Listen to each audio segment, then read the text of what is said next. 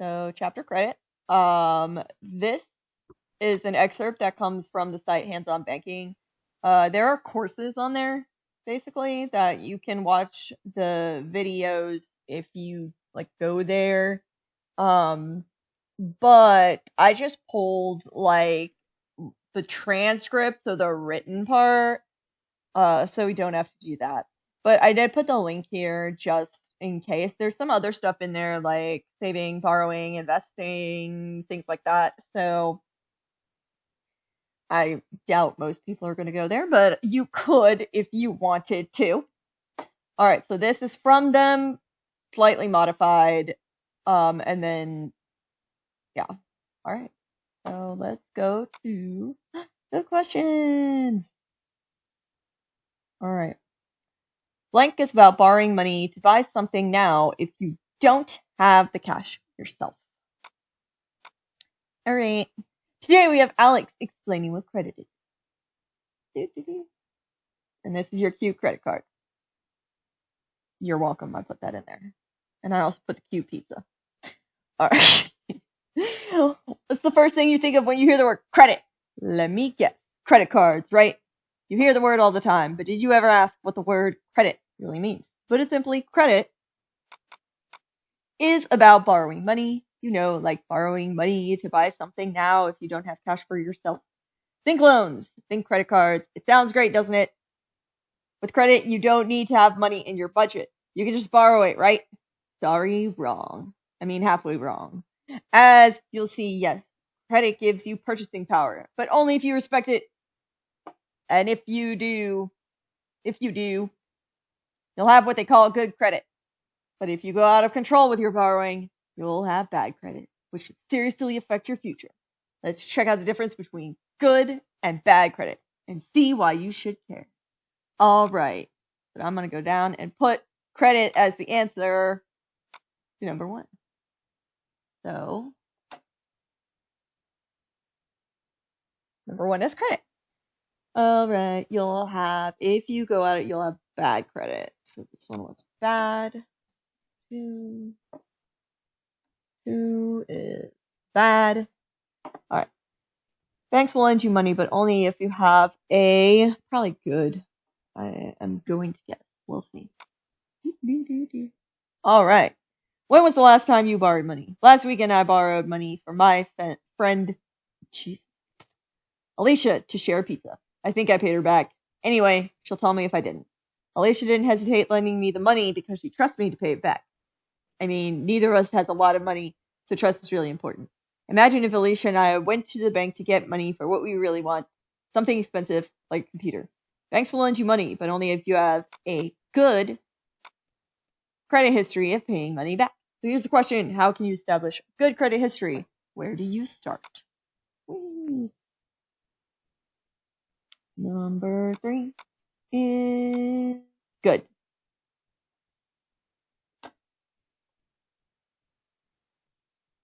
All right. Number 4. One way to begin establishing your credit history is by using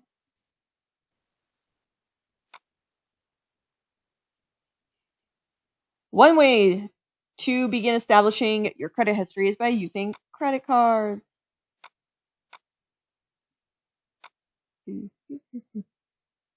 All right, so number 4 is credit cards. All right, in applying for a credit card, I spelled that wrong. The bank will first want to know the blank from your job. All right. So let's fast forward a few years. Let's apply for a credit card. Okay, so imagine you're old enough to get your own credit card. What will you need to do to show the bank that you can pay their money back? First, they'll want to know the income from your job. And second, they'll want to see that you have a history of paying your bills. So income. I made this recently, so if there are errors, it's my fault recently. All right, so number 5 is income. So that shows them like if you can actually afford what the payments. The one to see is that you have a history of paying your, this is bills. Got that. So number 6 is bills. All right. Each month you'll get a bill for everything you spent. The bank or credit card company will ask you to pay a certain amount, which is called the blank payment.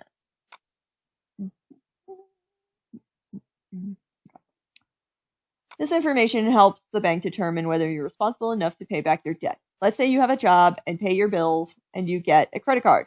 Life is good, right? But here's your first surprise. Credit cards have spending limits. And for your first card, the limit won't be as much. Say 300 limit. That's probably not true. That's like nothing. So you only can spend to your limit. And remember, with credit cards, you're borrowing money. Each month, you'll get a bill for everything you spent. The credit card company will ask you to pay a certain amount. This is called the minimum payment. So, minimum.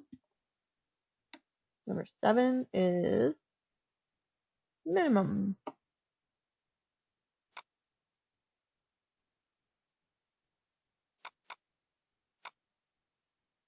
All right. Question 8. Interest is a blank the bank charges you for borrowing their money. Okay. Usually if you pay the total amount, that's fine and you're done. But if you don't pay it, well, here's the second surprise about credit cards. You'll owe the bank interest. Remember that word? With credit, interest has another side to it. Interest is a fee the bank charges you for borrowing their money. So, fee.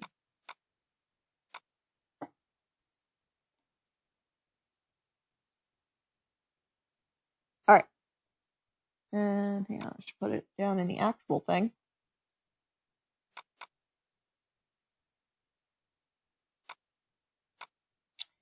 All right, paying blank or missing payments results in bad credit. I think it's paying late. Let's see. Okay. Credit. If you're borrowing money, interest works against you. If you're saving money, interest works for you. The interest rate for credit is expressed as an annual percentage rate, or APR. The bank may also charge an annual fee or yearly charge, and there's another charge you may have to pay. It's called a late fee, and you may have to pay it if your payment doesn't arrive on time. Late fees can get very expensive. Wait, was that the...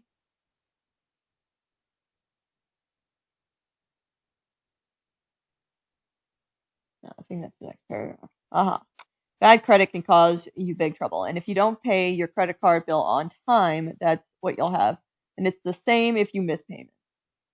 You may have to pay even higher interest rates. Paying late, that's the one. Results in bad credit. So maybe you're thinking, why not get another card so I have more money to spend? Well, it's not that easy, and it's not smart. Any other credit card company will look at your credit history to be sure you're a safe bet. So think about it. Having good credit is the key to getting things you want. A car, an education, a house. Good credit just makes sense. Bad credit is something you should definitely avoid. I'm saving some things I want right now, and a credit card would sure make it easy to get them. Let's say I finally buy a game console. If I didn't save up for the game console and instead bought it with a credit card, how much would it cost me? Depends on his late payments. Okay. So maybe a credit card is a little ways off for us, but now is actually a good time to get ready for having good credit. It all starts with a budget, and that's something we can start now. If you think of your budget as money that you lend to yourself, as you keep to the limits of your budget, later you'll have what it takes to manage credit responsibly. All right, so this one is late. Right, so 8 is B. 9 is late. And now we're at the video. So take my headphones out. Alright. So we've got, let's see. Alright, so now we're at the video. So, let me make sure everything is nice and loud. Oh, Ken, I got disconnected. That's okay. What was number 8? Number 8 is fee and number 9 is late. Hang on, I'll post them again. Thank you. Yup. There we go. Alright. Wait, what was that question? I can't remember. It's not okay. Alright. According to the video, credit cards are accepted by blank million companies. So, we are going to stop at 8 minutes and 30 seconds. It's longer than that, but I feel like they just go into details that we can skip over.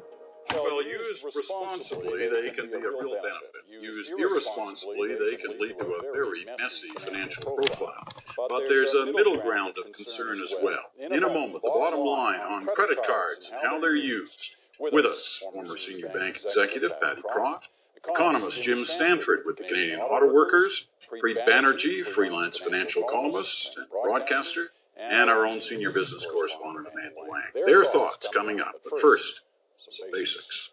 It's hard to imagine a world without credit cards now. They're used in more than 170 countries.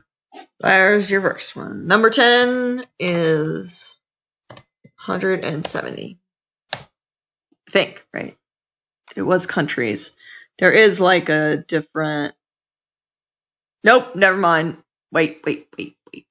Nope, never mind. I'm wrong. It's the next one. It's not countries. Accepted by more than 30 There we go. million. It's 30 million companies. Go back. No. Wait. Okay. No. I'm right. This is 170. And this is the companies. Oh, I am special today. 30. Okay. Alright, hang on. So 10 is right. 11 is 30. Okay. I scrolled too fast, I think. Alright, so yeah, so number 10, 170, number 11, 30. According to the videos, how many credit cards should you have?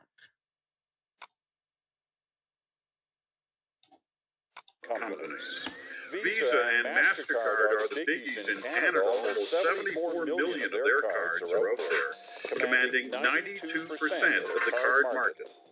When you buy something, part of the purchase price goes to the card company, anywhere from 1.5% to 2.6%, depending on your card and the benefits that come with it. You know what that means? You end up paying more. It's a hidden cost that businesses pass on to you. In total, $5 billion a year. Oh yeah. So a lot of times too, that kind of hidden cost is built into like the things you're buying. So sometimes they've kind of at this point added it into where you can't tell if you pay with cash or credit. But you'll notice sometimes with smaller companies that they'll charge like a little bit more to just run the credit card. So if you were to pay in cash, it would be cheaper. If they have to run the credit card, then it might cost a little bit more. Normally it's not that high. And sometimes you'll also see like some places will be like, we don't accept a credit card if you aren't spending a certain amount of money. Like if you were to go into those places and try to buy like some gum with a credit card, they're gonna be like, yeah, you gotta buy a little bit more because it's not worth it for them to run the credit card for like that small amount. So that is part of that kind of like built-in cost there. All right. with these stunning facts. 1 out of 2 Canadians say they always, or often, carry debt on their cards. And 1 in 20 Canadians fear they'll die before they pay off their card debt. So how many cards should you have? Are they worth the cost? Are businesses getting ripped off? Is there a better way? Good questions. Let's get some answers. All right, let's have some round-the-table full disclosure to start with. I've got 2 credit cards. Patty? I have 2, but for a good reason, because I find whenever I buy something online, I leave that credit card by the computer, and then I go to the store and I don't have one. So that's why I have 2. Sure, that's your Jim. I have 2 cards. Okay, great. I have 2. I funnel all my expenses through one of them. The other one is a backup. It also gives me peace of mind sometimes in case the card gets compromised. I know I have the other one. So second one's for peace of mind. Almost never use it. I have 2. Yeah, hang on. If you're like, let's say you lost your card and you had to like cancel it or whatever, or just cut it off because it could end up in somebody else's hands. As soon as you do that, if you don't have another one, then there's a certain number of days that it would take for it to transition either to another account or for you to get another card or whatever. So that's kind of what he means by having the backup, so that if he has to cancel it, then he can, but he still has another card that he can work with. So that's what he's talking about specifically there. One is a super low limit that I use for online shopping in case it gets compromised. So one is my real card, and the other one is the one I online shop. That's interesting. You have one just for online Just for shopping. online shopping, yeah. Okay, that would sound like we're sort of averaging out here at 2. Is that the suggestion? 2 credit cards as a max? Ideally, you probably should just have one card and funnel all your expenses through it, because as you said in the introduction, the risk with credit is that you have all kinds of cards and then you lose track of how much you're spending. Now in the US, the average number is 6 cards per household, and we know what happened to them.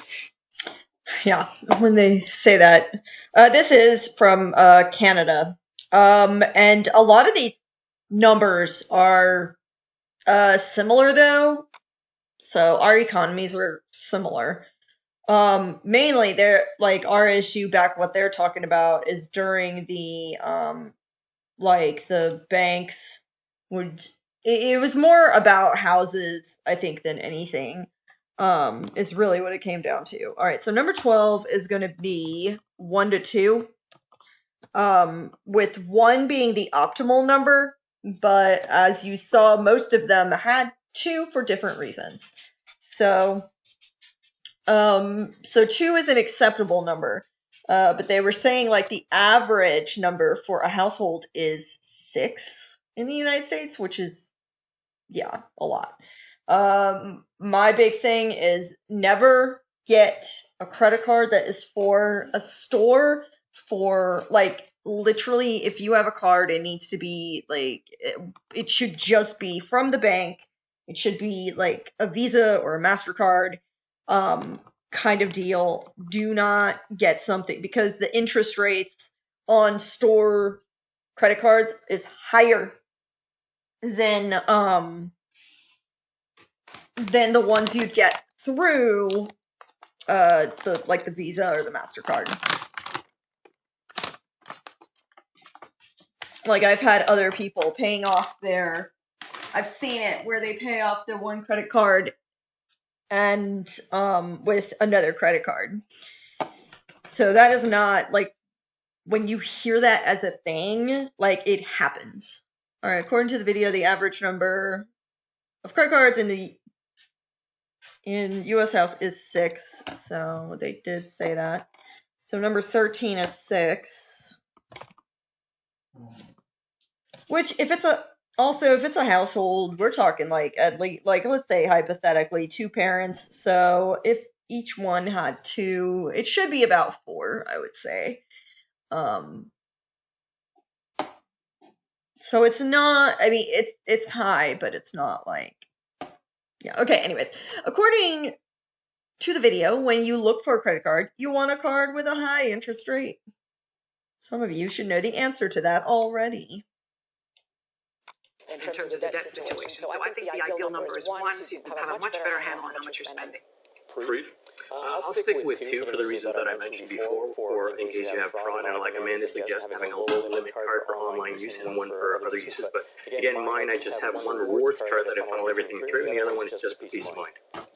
Yeah, I mean, I think it's obviously super individual. If they're low fees or no fees, you can decide how many you want. What you don't want to be doing, which too many people do, is use a card to pay off a card. If you ever find yourself doing that, the alarm should go off, and you're in deep trouble. And that's where you cut them up or put them in the freezer or whatever you need to do to stop using them. You're in way over your head. I like to have two because every now and then you have a situation where the Interac down or whatever, and instead of putting out your hat on the street to help you pay for that restaurant bill, you've got another one you can pull out. So again, as a backup, I have one from each company, and you shouldn't have more than two. All right. We all know there was a decision from the Competition Tribunal today that has an impact on credit cards. Basically, there's going to be no change. I don't want to talk about the particulars of it. We've reported on it. But what I do want to talk about is what that decision and the process that led to it told us about the credit card industry. Penny? I think it says they have an awful lot of power, Peter, particularly in Canada, because it hasn't been the case in other countries around the world. But I also think it tells us a lot about transparency in the retail industry, because I think a lot of Canadians are not aware of the fact that when you use your credit card, the merchant has to pay a fee to the banks and the credit card companies. That's We what I don't was know talking how about. much it is, and we don't know the impact on retail prices. So I think the issue is also about transparency. Amanda? I think the jury's out a little bit. I do think the credit card industry has enormous power, certainly over the retailers, as we can see. We're kicking the can down the road a bit. We're going to get some changes to the way their business gets done. And if you're the credit card companies, that's not necessarily a good thing. You might have preferred what the tribunal would have come up with versus what might happen to you through regulatory change. All right. Preet, tell me what we should be looking for in a credit card. Well, everyone's situation is different. If you do carry a balance, then you want to look for a card with the lowest interest rate. Sometimes you have no fee card. Alright, so let me get that. So that one is false, which, if you thought about it, you should have kind of, at this point, been able to pick it out. That high interest rate is, unless you're talking about like a savings account, high interest rate is bad. So 14 is false. Alright, according to the video, credit cards are bad if you can't pay off the balance every month. Again, if you think about it, you should be able to guess the answer. Sometimes you have cards with large annual fees, and it can be worth it if you've used all the features of those cards. For example, travel insurance, trip interruption, etc. So the Financial Consumer Agency of Canada has a little tool that allows you to enter inputs like. Just another thing, a lot of credit cards, especially when you get them, they'll have rewards points or like just different perks, travel miles, whatever. And they'll make it sound really good. Like, I think I've got one right now that I'm probably going to cancel because it's supposed to give me I don't know what it's supposed to give me, something. I haven't been paying attention because it doesn't really, I don't use it enough. And that's what it comes down to. Is if you're not using it enough, then there's no point in having it. I guess unless it's a backup, but so I'll probably get rid of it. I would never get a credit card based on rewards points or different programs. You want to find something, more than anything, low interest rate. If you can get a higher balance, that's good in general. If you have one, the one lady was talking about having a lower balance one, because if it falls into somebody's hands, they can't run it up too high. So be careful with a lot of the reward stuff. Like these guys, frequent flyer miles is probably good for them because they're going to travel all the time. Frequent flyer miles for like me is stupid because I travel, I don't know, like twice a year maybe, without, COVID. So, yeah. how much you spend on a monthly basis, do you carry a balance, and it actually tells you, here are some of the cards that might work best for you. But what I would caution for people is you always have to pay off the balance. So if you're looking for these reward programs, and I'm a big reward program user, you're getting 2 or 3% back on what you're spending, but if you're carrying a balance, you're paying 28%. So if you're using the rewards program and carrying a balance, it tells me you don't understand or you're really bad at math. There was those rewards programs that were the root of the decision today. We talked a little bit about the pros and cons of credit cards. I want to break it down a little bit. Give me the cons, Jim. What's wrong with credit cards? Credit cards hurt you if you aren't in a position to be able to pay off your balance every month, because then you get dinged with the worst interest rates going in the economy. It's outrageous. We know. All right, so this is true. So number 15 is true. So you don't want to have a balance that you have to pay. So you want to be able to pay it every month. Everything you spent, you want to be able to pay for at the end of the month. That's what they're talking about with balance. All right, according to the video, credit cards are good to establish a credit rating. How many more do we have? 6. Okay, so we've got 2 more. So almost done. That mortgage rates have come down, the prime rate has come down, government bond rates have come down. Credit card rates are still up there. 15%, 18%, not uncommon at all. It's an outrageous rate to pay, and you should never subsidize the bank profits by paying that. Do anything else you can to pay off your balance, but don't dip into the credit card. And for a lot of Canadians who have a hard time keeping track of how much they're spending, or whose income is very low to start with. Remember, a lot of Canadians, this will surprise some, a lot of Canadians live paycheck to paycheck, so they really are at the edge by the end of each 2-week period. They might accidentally dip into that credit card balance. That's where, if you're in that risk, it's better to use a debit card. That way you get the convenience of the card without the risk of ending up getting socked by these interest costs. Do you want to add anything on the con? Yeah, it encourages overspending because it's very easy to spend money that you don't have. Whereas if you're spending money that's in your bank account, it's tough to let go of that money. And at any big sporting event, music event, you always see those booths with credit card promotions, get a free T-shirt. And I tell people it's the most expensive free T-shirt you'll ever get in your life. All right, let's make the argument for credit cards. Well, Jim sort of made it. The very thing that can be bad about them is what's good. This is an unsecured loan. This is somebody saying, I'm going to trust you, I'm going to give you money you don't have. And if you live paycheck to paycheck and your car breaks down, that's a pretty important thing. So credit cards, for a lot of us, it's a way to kind of make a purchase and defer the payment and, in theory, make money on that in the bank. For most people, it's a way to buy something you otherwise couldn't. And sometimes it's a necessity, and then when your cash flow kicks in, you make up the bridge loan, as it were. So it's kind of a beautiful thing that it exists, and that's why the rates are so high, because a lot of it defaults. And if you're one of those people who pays your balance every month, it's free money for a month or more. It's free money, plus if you have a reward card, you get some other advantage, although we are paying for it through higher prices of goods, as the whole tribunal issue has raised. I think, well, good luck for one thing, reserving a car or a hotel if you don't have a credit card. But I think the other thing that credit cards are very important for is establishing a credit rating. Because if you want to borrow money, ultimately... All right, so this is true. Yeah, so true. So 16 is true.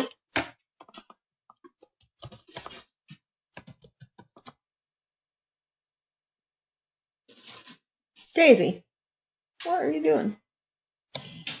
The other dog is sniffing everywhere, so I don't know what it's concerning.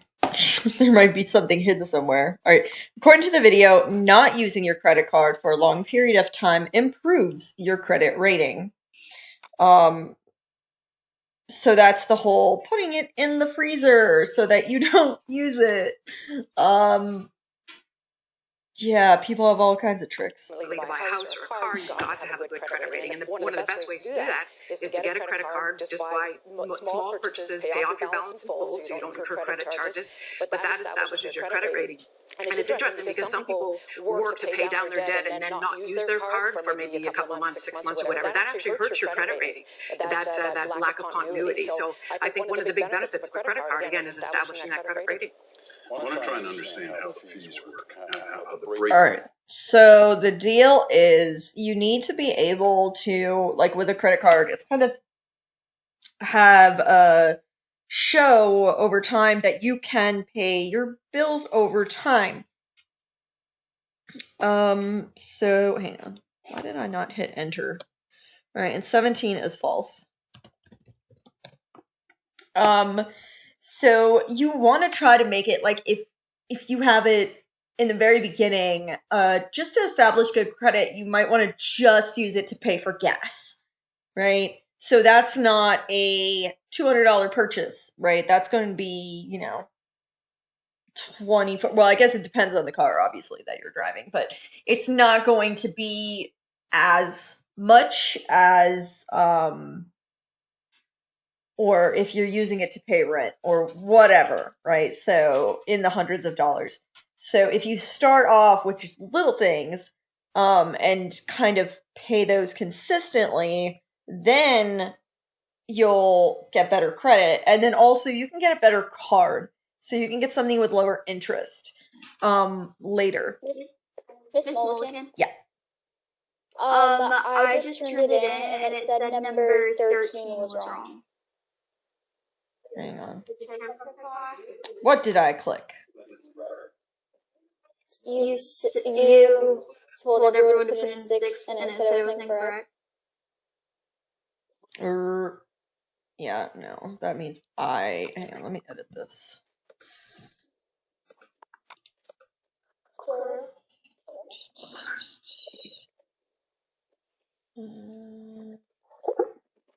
Is that just...